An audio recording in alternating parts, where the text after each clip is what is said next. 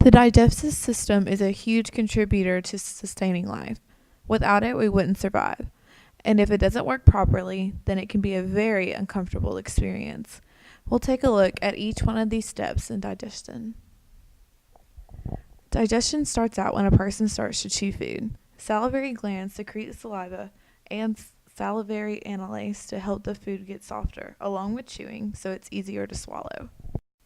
After swallowing, the chewed up food travels down the throat and into the esophagus, which is one of the main digestive organs. The esophagus serves as a passageway from the mouth into the stomach. The next step in digestion is the stomach. The stomach is also one of the main organs in digestion. The food moves from the esophagus and enters into the lower esophageal sphincter. The stomach then secretes the enzyme pepsin, which is activated by exposure to hydrochloric acid in the stomach. The chief cells in the stomach produce two enzymes, pepsinogens and gastric lipase. Both are very potent. The stomach muscles contract periodically, and then the food enters into the pyloric sphincter that allows the food to pass into the small intestine. Did you know that to protect itself from the harmful effects of hydrochloric acid, the stomach produces mucus that lines itself? The stomach produces a new coat of mucus about every 2 weeks. So why does your stomach growl? It growls because you're hungry. Muscles in the stomach and small intestine contract. These contractions can last about 10 to 20 minutes until you feed it again. The small intestine is the fourth step in digestion of food. It too is a main digestive organ. The small intestine secretes 5 enzymes.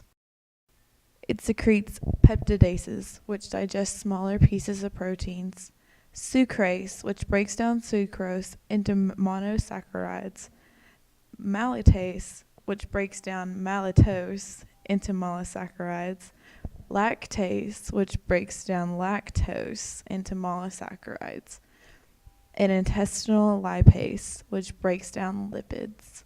Did you know that the average length of the small intestine is 6.9 meters?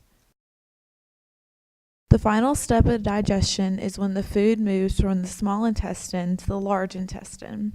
The large intestine absorbs any water left in the food that hasn't been digested yet. The large intestine includes the anus, rectum, colon, and cecum. This organ doesn't break down any food, but it absorbs many essential vitamins such as vitamin K and vitamin B12. It also helps compact and store feces in the rectum. Did you know that the large intestine is 4.9 feet long? Now that's not all the parts of the digestive system. There are things called accessory organs, and we're going to take a look at those right now.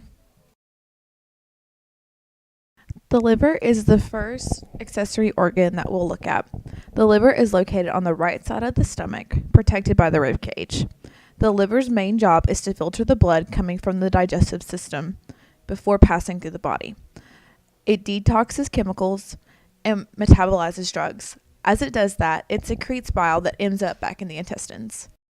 The gallbladder is also an accessory organ. It sits right under the liver.